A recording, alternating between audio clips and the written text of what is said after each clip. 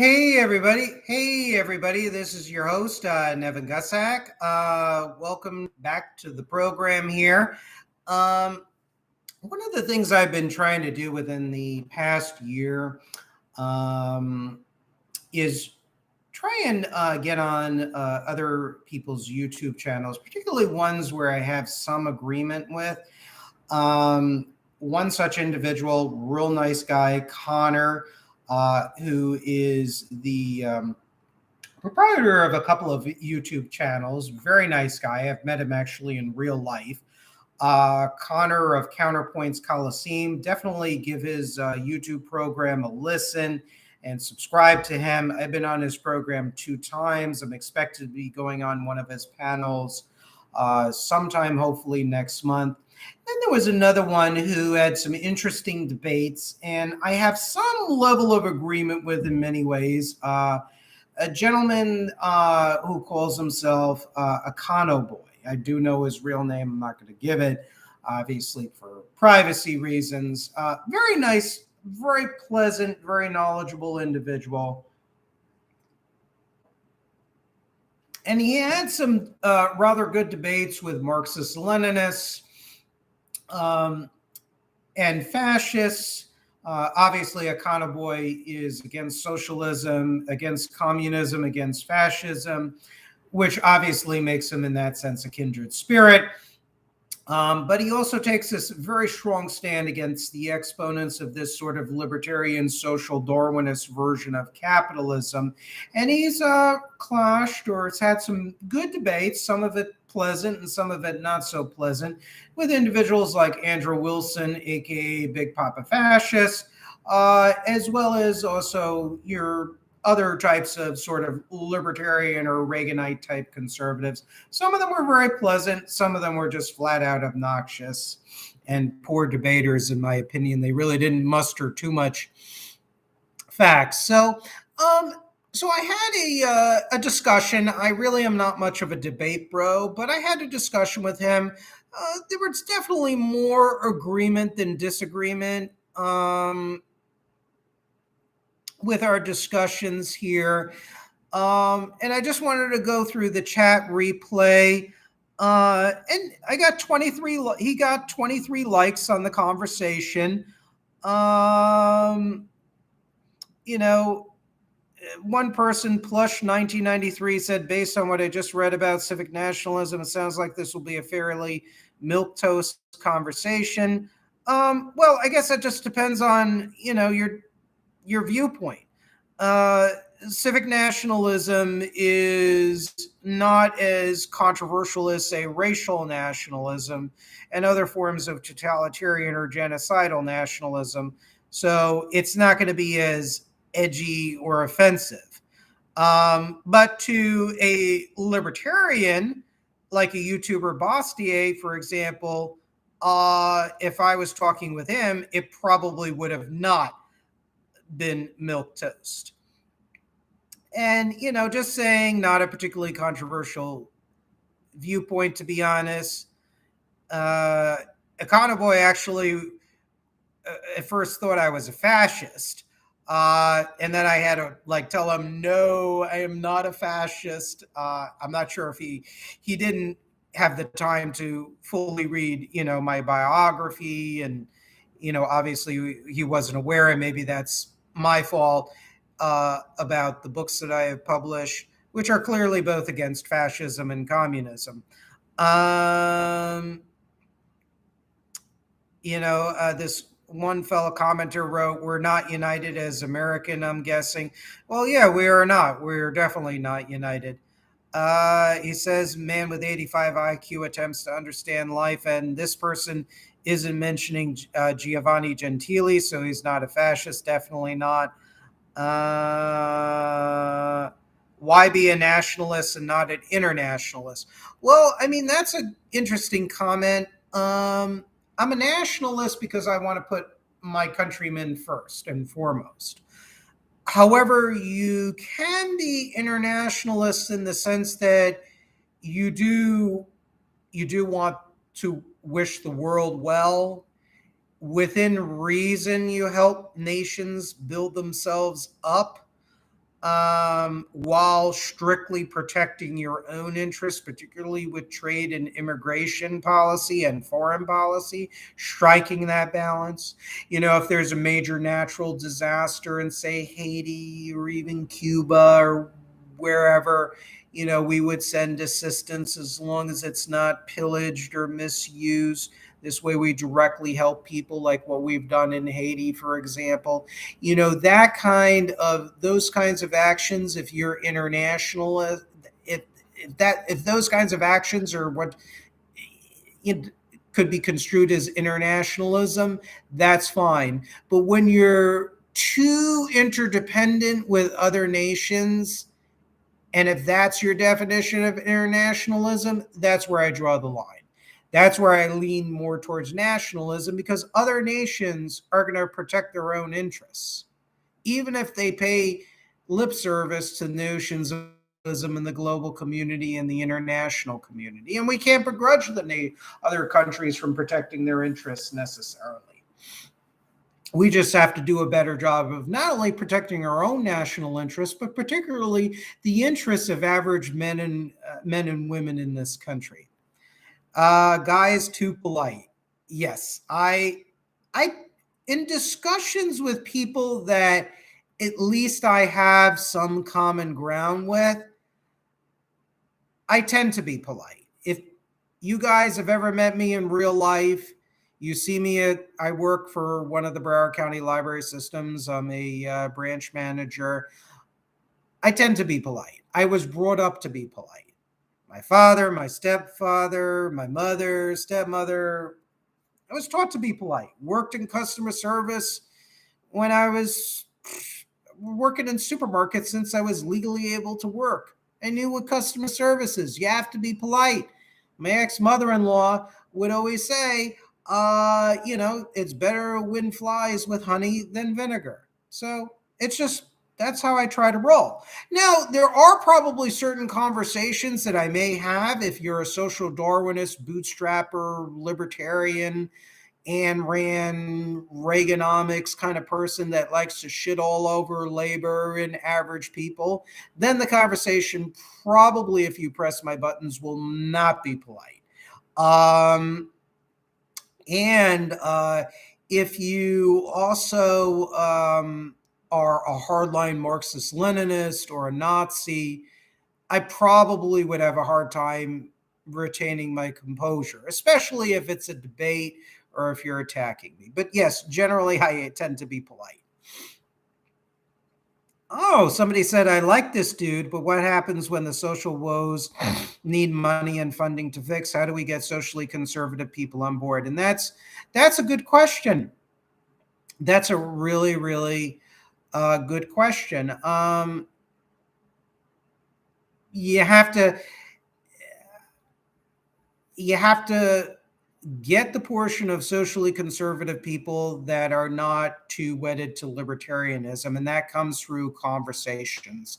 That comes through networking on various, YouTube programs, political forums, joining various political organizations locally, and having these conversations. Because if you scout out socially conservative people that don't have a lot invested in libertarian economics, those are the people that you're going to sway towards a more pre-Reagan form of capitalism, or a healthy amount of economic statism in order to support quote unquote conservative goals, of which I do support.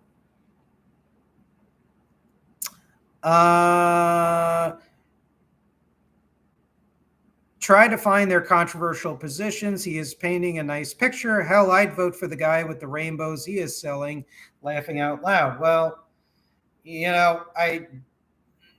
that comment, I just say, look, I am who I am. Controversial, my positions might not be controversial to you, to this commenter here, but the reality is to a libertarian, to a communist, to a national socialist, my positions would be very controversial to them. To a Reagan conservative, to a Tea Party, are very controversial.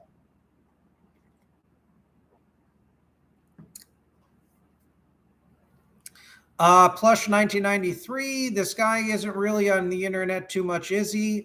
Well, not as much as Econoboi. But yeah, I mean, you know, I mean, I have my own channel, about 735 subscribers. I mean, I have books that I publish, but look, I'm not in the world of Discord and Twitch politics. But, hey, it is what it is. I'm not on the internet as much as, people like YouTuber commentators like Econoboi or Counterpoints Coliseum or The Crucible of Big Papa Fascist or New Frontier and others. This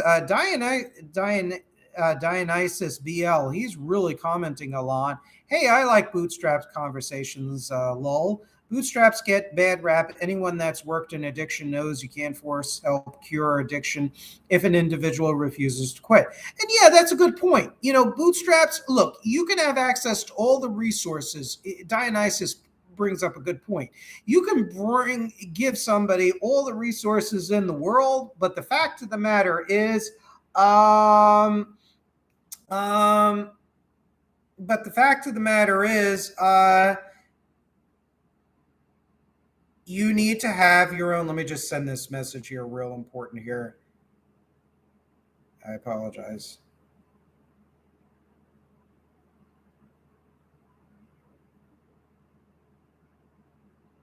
Sorry, guys.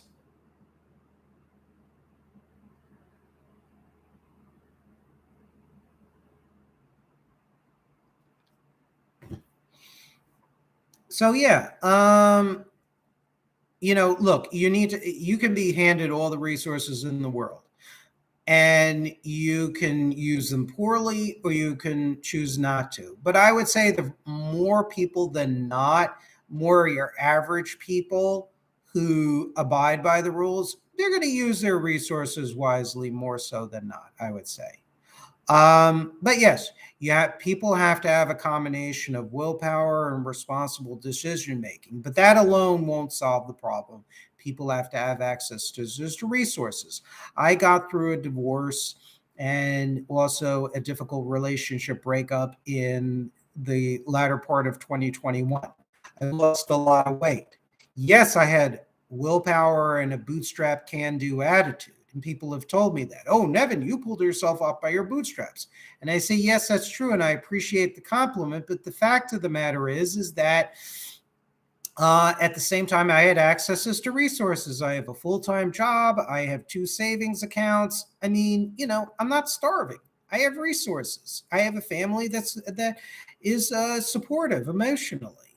So you have to have a balance of resources and a sort of bootstrap can-do self-responsible attitude. So yeah, Dionysus, elaborates on these, good arguments. Plush 1993, there's a balance of personal effort and taking advantage of services. One without the other is pretty useless. Absolutely. Plush 1993, this person likes to talk. Well, it is very true. We are all political commentators here, and I love to talk. I kind of want to know what makes this Econoboi guy different from each other. Well, I think with Econoboi, I think I tend to put a greater accent and emphasis on nationalism more so than anything else. I think Econoboi tends to take a little more of a softer view of trade and immigration. I mean, we both agree that both can have net positives, and we both seem to agree that taking advantage of immigration for labor arbitrage purposes is horrible. He agrees that some protectionism is needed. Where we disagreed, if I recall correctly, he brings up the argument, and it's argued by libertarians and sort of pro-corporate people in pro-corporation, pro-globalization studies, is that really automation is really has replaced the American worker, that we really haven't lost many in the way of manufacturing jobs. A lot of that job losses was a result of automation. And I really kind of disagreed with him, but my purpose was not to be in a debate bro kind of conversation. It was more to just have a discussion. But I kind of pushed back because I said, in a very polite way, because I said to him, I'm like, look, the fact of the matter is that, the fact of the matter is that the issue is that you look at all our products, look at the labels, they're all from other countries. We still import a lot of our products. Really much of it, yes, there's automation in American factories, no doubt about it. There's also automation in foreign factories too. But the fact of the matter is that our trade deficit represents goods that we don't produce anymore.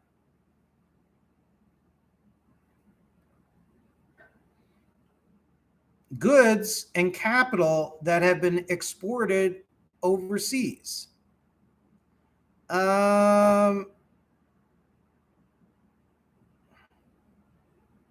Dionysus, I prefer capitalism. As socialism ever proves itself viable, I'll reconsider on capitalism. I could live under social democratic capitalism like the Nordic model to libertarian laissez-faire capitalism.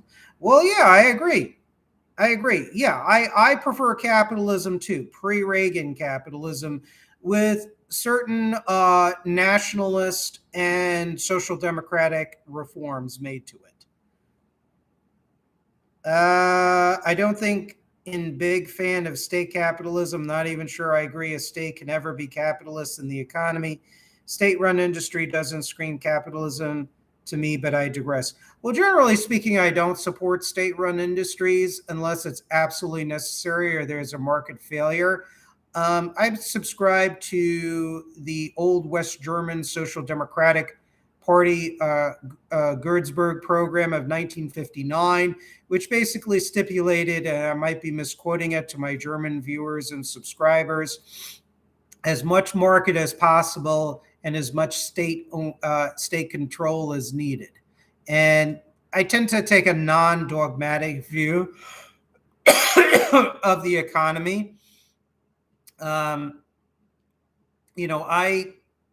prefer as much free market as possible and as much state intervention as needed. Deep down, I generally am hesitant towards state interventionism, but I recognize it as an absolute necessity to work out the self-destructive tendencies that Karl Marx even talked about in the Communist Manifesto. I want to save capitalism. That's the bottom line. I think capitalism is a highly progressive economic doctrine when managed and channeled correctly. But right now, of course, where I think Econoboi and I agree is our absolute disagreement with where the economy is headed for the past 40 plus years. What we have in common between Econoboi and I is our mutual concern for the working class, our opposition to communism, socialism, and fascism, and our real concern for the laboring person. And that's where I think him and I had some identity of interest. Now, he said that he would have me back on his program when, I don't know. He's a busy guy. But I look forward to going on other people's YouTube channels as being a guest, being a debate panelist. It was a great interview, great discussion with Econoboi. Really pleasant, really nice guy. I really liked him personally. There were some things I think we had some disagreement on, but that was okay because I think with certain fundamental values, him and I had more in common than not. Well, thank you all for listening to this live stream. I encourage you to listen to Econoboi. That's Econoboi. That's how he spells his, quote, YouTube channel name. And also I recommend Counterpoints Coliseum, some great debate panels, Connor's a real cool guy. Met him in real life back in December of 2022. Real good guy, real good host, and moderator of panels. He's a great interviewer. So 2 YouTube channels I recommend, Counterpoints Coliseum as well as Econoboi. Thank you all for listening to the program. Have a great Sunday. God bless America, and be safe.